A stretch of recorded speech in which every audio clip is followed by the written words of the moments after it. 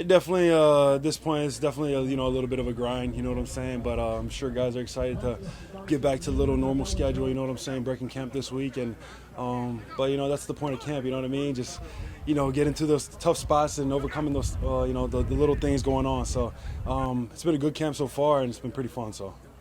Just trying to, work on something each and every day. I try to pick something that I'm not so good at, and perfect that each and every day and, try to get better because we want to be here before you know it. But we got one more preseason game to All right, we've broken up on its two separate fields. Just to work on my technique, going against a good team, go out and, and just, be able to get in some live action, make some plays and fly around, it's just another step to, week one. Hello, this is Joel A. Erickson and Nate Atkins, Colts insiders for the Indy Star. We're out here we're in the tail end of training camp out here the last week leading up to the preseason game against the Buccaneers and then final cuts next week. They're starting to move a little bit more towards what they'll do in the regular season in terms of personnel. We didn't see Sam Ehlinger or Jack Cohn today in full team work. It was just Matt Ryan and Nick Foles. They did a lot more situational stuff. They played ones versus twos. The big difference between this and like a game week is that they're not having a scout defense show them what the Buccaneers are doing. They're still running their own versus their own. But they're starting to move a little bit more into that game preparation. Not a lot of battles in this camp. One of the battles has been kicker, and we saw a little bit of kicking, and it's kind of gone the way it's been going. Yeah, for sure. It came in to be Rod Blankenship's job to lose. Jake Verity's here as sort of a shot on upside to see if they can get a stronger late kicker, and you do see the length out of Verity at times. Today he hit. Yeah, the ball's different off of his foot. Yeah, 55-yard. I mean, it's not a matter of is it going to be long enough, but the consistency hasn't been there for him at all. Today he went just 1 of 4. Of course, we saw him miss the extra point in Buffalo. Like you got to get trustworthy is the first step at kicker.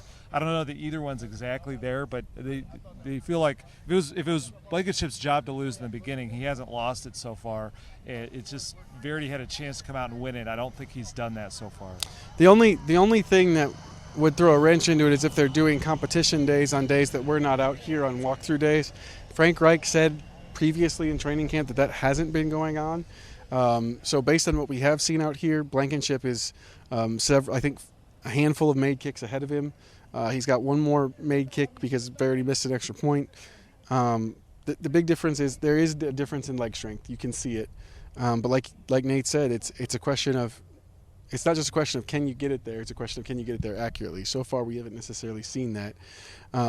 As we go through the rest of this week, it's going to be a little bit more game prep, a little bit more of what we saw as they get ready for this last roster cut down. Frank Reich said that there are some jobs still available, but for the most part, it's shaken out. For the Indy Star, I'm Joel A. Erickson. This is Okay, good day's work. Really crisp and clean practice. I think the guys are really dialed in. Our last week of training camp up here in Westfield, finishing the week with Tampa Bay. So really important that we kind of get good review all week on all the installs that we've done, good review on situational football, right? And then it's about details. It's about diving down on the details and diving down on the fundamentals and technique that it takes to win games. Frank, are these practices more like a game week in terms of personnel and the way it's set up? Just a slight tweak in that way, but not really. We're not doing cards or anything like that. I did go ones versus twos for a couple periods today, but we were still running our plays. We had a few plays in there that the coordinators asked the other coordinator to do something, just to get a look at something, but that was the only small tweak. You mentioned the details, Frank. You've done this 5 years now. Is it hard or easy to get a sense of where your team's at 2.5 weeks before the games matter? Yeah, I feel good where we're at. I think you can get a feel. The focus, the level of focus, the level of the level of effort. Really, the execution in practice. The execution in practice today was really good. I felt in all 3 phases. So that gives you a sense of confidence that that we are close. We got work to do this week and next week. Before we go into the game week mode. Is it easy to slip up this time of year?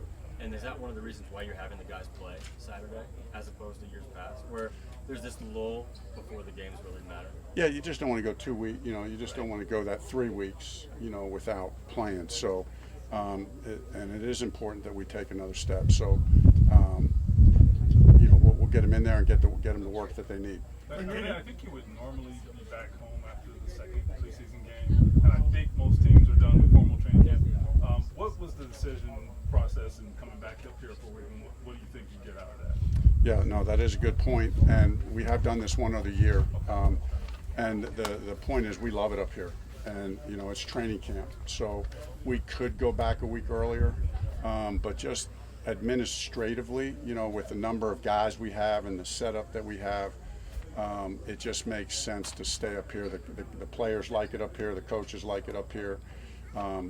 It saves our practice fields back home for another week. That sounds like, well, but that really matters, because they get eaten up pretty quick. So it saves the fields for another week. So it's a good situation up here. You worked on a lot of end-of-game situations, getting the ball down and kicking. Long field goals. You wanted to get a good look at long field goals today? Yeah, we haven't had many in the games. So just wanted to – it was a combination of both the situational work of those end-of-game plays where you're just trying to get a field goal, but also good work for the kickers to get those longer kicks, since we haven't had many of those in games. Is that still up in the air, but that's still under discussion, kicking? Yeah, I think the guys are both kicking well, and it'll play itself out. They both had a good camp. Frank, on the next Tuesday roster cuts, do you think there's a chance Shaquille stays on pup to start the season? Chris and I have not had that exact conversation yet. Based on the fact that he's really not out here yet, I guess you'd have to say that that's a possibility, but I'm not assuming that that's the case. In fact, I really, from our standpoint, we really want to, get him back out there. Hey, when he's cleared, but even if he's not ready to play, get him out there. So, and you can't get out there if you're on PUP. You can't participate in anything. So, we want to get Darius participating. So at some point, even if he's not ready to play, we got to get him off PUP and get him taking reps, even if it takes however many weeks it's going to take to get him ready. And then Frank, today you did a little unbalanced line, probably isn't the right phrase, but you moved Matt over and Danny was with the second unit. Was that just to get Danny at center of the second unit? Or yeah, that was just Strauss rotating guys around, cross-training. Frank, how much RPO work did Matt Ryan do in the Atlanta offense, and how's he taken to what you guys do? Yeah, not a lot. When he got here, Matt had said, hey, I haven't done a ton of this RPO stuff, but I've kind of seen it on tape a lot. I liked it. I'm looking forward to, getting a feel for it. And he's really, obviously, a quick study, so it's gotten to the point where I think he's very comfortable with it, likes it.